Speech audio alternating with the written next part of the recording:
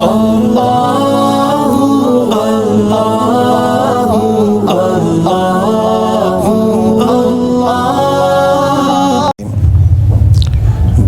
استعانۃ الید فی الصلاۃ اذا کان من امر الصلاۃ۔ وقال ابن عباس رضی اللہ تعالی عنہ یستعین الرجل فی صلاتہ من جسدہ بما شاء۔ حضرت امام بخاری رحمۃ اللہ تعالی علیہ نے یہاں باب باندھا ہے، نماز میں انسان اپنے ہاتھ سے اپنی مدد کرے، یعنی اپنے ہاتھ سے نماز کے دوران اگر اسے کوئی معاملہ درپیش آ گیا، مثلا کہیں جسم کے کسی حصے پر خارش ہو گئی یا ٹوپی ٹیڑھی ہو گئی یا اسی طریقے سے کوئی اور مسئلہ ہو گیا،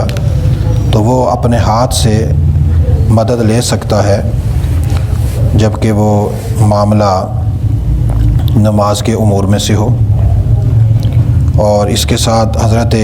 عبداللہ بن عباس رضی اللہ تعالی عنہما کا قول نقل کیا ہے کہ آدمی جب اپنی نماز میں ہو تو اپنے جسم کے کسی بھی حصے سے جیسے بھی چاہے وہ مدد لے سکتا ہے۔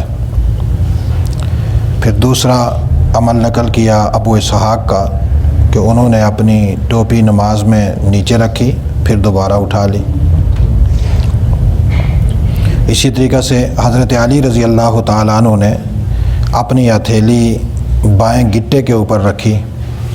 اور وہ اس لیے رکھی تھی کہ یا تو اپنی جلد سے خارش کر رہے تھے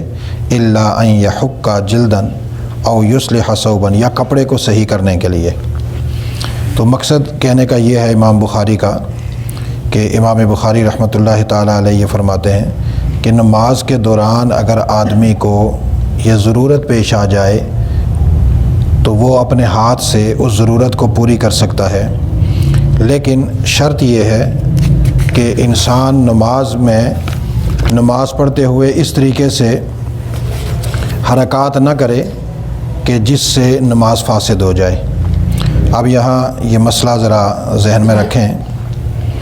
کہ نماز میں انسان کو اپنے ہاتھ سے مدد لینا جائز ہے، بشرطے کہ وہ عمل نماز کے لیے مفسد نہ ہو، نماز کو فاسد نہ کرتا ہو۔ اب وہ کون سا عمل ہے جو نماز کو فاسد کرے گا، اس کے بارے میں فقہا نے بہت سارے اقوال نقل کیے ہیں، لیکن صحیح تر بات یہ ہے کہ ایسا عمل جس کو عمل کثیر کہتے ہیں اس کی وجہ سے نماز فاسد ہو جاتی ہے، اور اگر عمل قلیل ہو تو پھر نماز فاسد نہیں ہوتی۔ اب سوال یہ ہے کہ عمل کثیر اور عمل قلیل کا فرق کون کرے گا؟ تو اس میں ہمارے فقہ حنفی کے ائمہ یہ کہتے ہیں کہ نماز کے دوران اگر آدمی ایسا کام کرے کہ جس میں دونوں ہاتھ استعمال ہو رہے ہوں اس کو عمل کثیر کہتے ہیں، اور اگر ایک ہاتھ اس میں استعمال ہو رہا ہو تو پھر اس کو عمل قلیل کہتے ہیں۔ تو گویا کہ ایک ہاتھ سے اگر کوئی کام کر لیا تو اس سے نماز فاسد نہیں ہوگی، اگر دونوں ہاتھ استعمال ہوئے تو وہ عمل کثیر ہے اور اس سے نماز فاسد ہو جائے گی۔ ایسے ہی بعض فقہا نے لکھا ہے کہ عمل کثیر کی اور عمل قلیل کی تعریف کرتے ہوئے کہ نماز پڑھنے والا جب نماز میں کوئی عمل کر رہا ہو تو دیکھیں گے کہ دیکھنے والے کو یہ آدمی نماز میں لگ رہا ہے یا اپنی حرکات کی وجہ سے نماز سے خارج لگ رہا ہے۔ اگر دیکھنے والا یوں سمجھے کہ یہ نماز پڑھ رہا ہے، اس کی حرکات سے نماز کے خلاف نظر نہیں آتا تو اس کی نماز فاسد نہیں ہوگی، یہ عمل قلیل ہے۔ اور اگر دیکھنے والا اس کی حرکات کو دیکھتے ہوئے یہ فیصلہ کر لے بھئی یہ تو نماز تو نہیں پڑھ رہا، مثلا کبھی یوں کر رہا ہے، کبھی یوں کر رہا ہے، کبھی ہل رہا ہے، کبھی آگے جا رہا ہے، کبھی پیچھے جا رہا ہے، تو اب ظاہرہ دیکھنے والا کہے گا بھئی یہ تو نماز نہیں پڑھ رہا۔ تو دیکھنے والے پر ہوگا کہ دیکھتے ہوئے اگر وہ نماز میں لگ رہا ہے تو عمل قلیل ہوگا، اور اگر اس کی حرکات سے لگ رہا ہے کہ یہ نماز میں نہیں تو یہ عمل کثیر ہوگا۔ اسی طرح اس باب کے ضمن میں امام بخاری رحمۃ اللہ تعالی علیہ نے حضرت عبداللہ بن عباس رضی اللہ تعالی عنہما کی ایک روایت نقل کی ہے۔ وہ فرماتے ہیں کہ انہو باتا عند میمونۃ ام المومنین، ایک مرتبہ وہ اپنی خالہ حضرت میمونہ رضی اللہ تعالی عنہا جو رسول اللہ صلی اللہ علیہ وسلم کی زوجہ ہیں، ان کے گھر آئے اور رات وہاں پر ہی ٹھہرے۔ تو کہتے ہیں کہ رسول اللہ صلی اللہ علیہ وسلم اور آپ کے گھر والے بستر کی طوالت میں لیٹ گئے، اور فاستجعت علی عرض الوسادہ، اور میں جو ہے نا وہ بستر کی چوڑائی میں لیٹ گیا، اور رسول اللہ صلی اللہ علیہ وسلم سو گئے، یہاں تک کہ نصف رات گزری یا نصف رات سے کچھ دیر پہلے یا کچھ دیر بعد رسول کریم صلی اللہ علیہ وسلم بیدار ہوئے، اور آپ اٹھے تو سب سے پہلے اپنے اپنے ہاتھ اپنے چہرے پر مارے، اور سورہ آل عمران کی جو آخری 10 آیات ہیں، ان فی خلق السماوات والارض، یہاں سے لے کر یہ آیات پڑھنی شروع کی۔ اس کے بعد رسول اللہ صلی اللہ علیہ وسلم کھڑے ہوئے ایک مشکیزے کی طرف جو کہ لٹکا ہوا تھا مشک کی طرف، اور اس میں سے آپ نے پانی لے کر وضو کیا، اچھا بہترین وضو کر کے حضور صلی اللہ علیہ وسلم نماز کے لیے کھڑے ہو گئے۔ عبداللہ بن عباس فرماتے ہیں کہ میں اٹھا اور میں نے بھی ویسے ہی کیا جیسا کہ رسول اللہ صلی اللہ علیہ وسلم نے کیا تھا، فقمت فصنعت مثل ما صنع، اور اسی ترتیب سے میں اٹھا، اپنے چہرے پہ ہاتھ پھیرا، پھر میں نے وہ سورت کی آخری آیات پڑھی، اس کے بعد وضو کیا، وضو کر کے میں رسول اللہ صلی اللہ علیہ وسلم کے پہلو میں آ کر کھڑا ہو گیا، اور میں کھڑا ہو گیا آپ صلی اللہ علیہ وسلم کی بائیں جانب۔ رسول اللہ نے اپنے ہاتھ سے میرے سر کو پکڑا اور مجھے یوں پھرا کر اپنی دائیں طرف لے آئے، اور اس کے بعد رسول اللہ صلی اللہ علیہ وسلم نماز پڑھتے رہے، 2 رکعتیں کر کے آپ صلی اللہ علیہ وسلم نے نمازیں پڑھی، اور جب آپ کی تہجد مکمل ہو گئی پھر آپ نے وطر پڑھے۔ اس کے بعد آپ صلی اللہ علیہ وسلم تھوڑی دیر لیٹ گئے، اتنی دیر میں مؤذن آیا اور اس نے آ کر آپ کو اطلاع دی کہ نماز کا وقت ہو گیا۔ پھر حضور علیہ السلام اٹھے اور 2 ہلکی سی رکعتیں یعنی فجر کی 2 سنتیں پڑھی، اور اس کے بعد مسجد میں تشریف لے آئے اور آ کر آپ نے نماز پڑھائی۔ تو اب امام بخاری یہ فرماتے ہیں کہ دیکھیے رسول اللہ صلی اللہ علیہ وسلم نے عبداللہ بن عباس کو اپنے ایک ہاتھ سے پکڑ کر بائیں طرف سے دائیں طرف کیا، چونکہ امام جب نماز پڑھا رہا ہو تو اس کے ساتھ دوسرا آدمی جو نماز میں شریک ہو اس کو چاہیے کہ وہ امام کے دائیں طرف کھڑا ہو، اور یہ بچے تھے یہ بائیں طرف کھڑے ہو گئے، تو رسول اللہ صلی اللہ علیہ وسلم نے ان کو پکڑ کے دائیں طرف کیا، جس سے رسول اللہ صلی اللہ علیہ وسلم کی نماز میں کوئی خلل واقع نہیں ہوا۔ تو معلوم یہ ہوا کہ نماز کے دوران ہاتھ سے اتنا کام لینا کہ جو عمل قلیل ہو اس سے نماز فاسد نہیں ہوتی، اور اتنا کام لینا کہ جس سے عمل کثیر کہا جائے تو پھر وہ اس سے نماز فاسد ہو جائے گی۔ آگے جو باب ہے اس میں بھی ایک مختصر سی بات ہے، باب ما ینہی من الکلام فی الصلاۃ۔ اس باب میں امام بخاری یہ بیان کرتے ہیں کہ نماز میں کلام کرنے سے جو منع کیا گیا ہے اس حوالے سے، چونکہ ابتدائی اسلام میں نماز میں گنجائش تھی، نماز پڑھتے ہوئے لوگ بات بھی کر لیتے تھے، اور کوئی ضروری بات کسی کو کہنی ہو کہہ بھی دیتے تھے، اور بتانی ہو بتا بھی دیتے تھے، سن بھی لیتے تھے۔ اس کے اندر پھر تخفیف آئی، بعد میں سلام جو ہے اس کی اجازت تھی، اور پھر ایک وقت آیا کہ سلام اور سلام کا جواب دینا یہ بھی ممانعت ہو گئی۔ تو اصل بات یہ ہے کہ نماز کے اندر کلام کرنے سے نماز ٹوٹ جاتی ہے۔ تو امام بخاری رحمۃ اللہ تعالیٰ علیہ یہاں یہ بیان کرنا چاہتے ہیں کہ نماز کے اندر جو کلام کرنے سے منع کیا گیا ہے اس کا حکم بیان کرنا چاہتے ہیں۔ یہاں یہ مسئلہ یاد رکھیے گا، امام اعظم ابو حنیفہ علیہ رحمۃ کاملہ واسعہ وہ فرماتے ہیں کہ نماز کے اندر جتنی بھی کلام ہو، قلیل ہو یا کثیر ہو، بھولے سے ہو یا آمدن ہو، اسی طریقے سے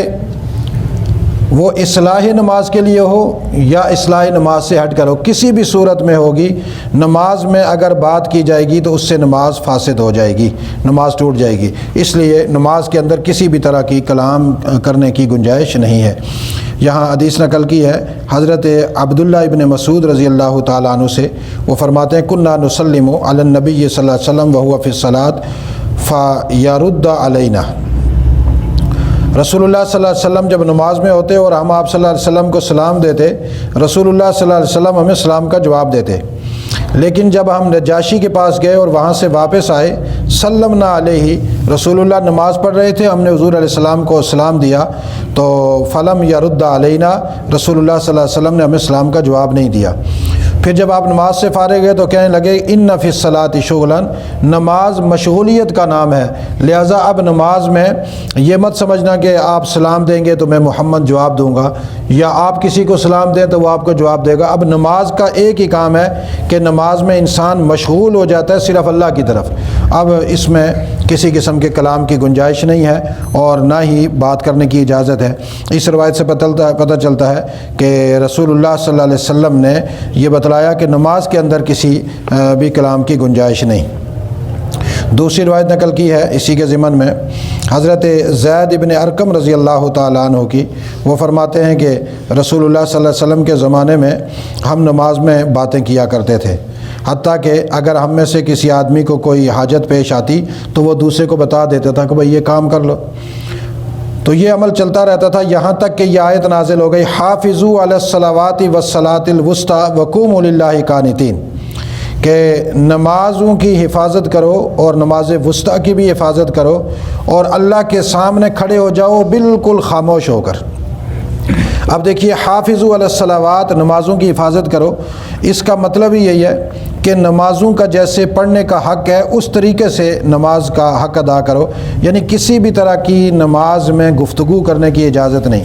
چونکہ صحابی رسول زید بن ارقم فرماتے ہیں کہ یہ آیت نازل ہی اس موقع پر ہوئی کہ ہمیں بات کرنے کی اجازت نہیں رہی، ہمیں منع کر دیا گیا۔ اب یہ ہے کہ صلاۃ وسطیٰ ہے، یہ جو صلاۃ وسطیٰ یہ نماز عصر ہے راجح قول کے مطابق، اور اس کی بھی حفاظت کا حکم دیا گیا کہ نماز عصر کا اہتمام کے ساتھ اس کو پڑھا کرو، اور آگے کہا وقوموا للہ، اللہ کی طرف کھڑے ہوا کرو قانتین، خاموش ہو کر، فامرنا بالسکوت، ہمیں خاموش ہونے کا حکم دیا گیا۔ معلوم یہ ہوا کہ شریعت اسلامیہ میں آخری طور پر آخری اوقات میں اللہ تعالیٰ نے نماز کے اندر کسی بھی طرح کے کلام کرنے کی گنجائش نہیں چھوڑی، اس کو منع کر دیا گیا۔ اب یہاں ایک مسئلہ یاد رکھیے گا، چونکہ ہمارے پاس روایات تو مختلف ہوتی ہیں، محدثین حدیثیں نقل کرتے ہیں، بعض روایات میں اگر آ جاتا ہے کہ کہیں ہم کوئی ضروری بات بھی کر لیتے تھے، کسی کو کچھ کہہ بھی دیتے تھے، تو آج کل کے جو نام نہاد محدثین ہیں اپنے آپ کو حدیث کے بڑے ماہر کہتے ہیں کہ فلاں حدیث کی کتاب ہے، حدیث نمبر اتنی ہے اور انٹرنیشنل نمبر کے مطابق اتنی ہے اور فلانا ہے، اس میں یہ لکھا ہوا ہے کہ ایسا ہے۔ اب اسے یہ پتہ ہی نہیں ہوتا کہ یہ حدیث کس موقع کی ہے، کس وقت کی ہے، کس زمانے کی ہے۔ مثلا ایک حدیث میں آ گیا کہ ہم رسول اللہ صلی اللہ علیہ وسلم کے زمانے میں بات کرتے تھے۔ اب کوئی آدمی کہے جی نماز میں بات کرنے کی اجازت ہے، کوئی مسئلہ نہیں ہے، آدمی نماز میں بات کر سکتا ہے، جیسے کہ ہمارے یہاں سے کچھ لوگ عمرے پہ جاتے ہیں یا حج پہ، تو وہاں دیکھتے ہیں نا حرم پاک میں، وہاں کچھ آئے ہوئے ہوتے ہیں مصری اور اس طرح کے جو لوگ ہیں، تو ایک تو وہ نماز پڑھتے ہوئے نماز کے دوران فون پہ بات کرتے ہیں، مثلا موبائل نکالتے ہیں تو فون آ رہی ہو تو فوراً اس کو نماز میں کہہ دیتے ہیں کہ انا فی الصلاۃ کلم بعد الصلاۃ، تو میں نماز میں ہوں، نماز کے بعد بات کرتا ہوں۔ تو ہمارے بھی یہاں پر لوگ آ کر جو ہے نا جب نماز میں ان کا موبائل بول جائے تو یہ موبائل نکال کر نہ پہلے دیکھتے ہیں نمبر کس کا ہے، اس کے بعد پھر اس کو میسیج کر دیتے ہیں میں نماز میں ہوں بعد میں بات کروں گا۔ یہ ڈرامہ میں نے یہاں دیکھا ہے پاکستان میں، یا کوئی بات نہیں کرتے تو وہ فون کر کے نا یوں کر کے دیکھتے ہیں نمبر کس کا ہے، اس کے بعد پھر اس کو کاٹتے ہیں۔ اس طرح نماز نہیں ہوتی، نماز ٹوٹ جاتی ہے۔ پہلی بات یہ ہے کہ جو آدمی موبائل مسجد میں لے کر آتا ہے، اگر وہ موبائل بند نہیں کرتا یا اس کی آواز بند نہیں کرتا، وہ پرلے درجے کا بے غیرت ہے۔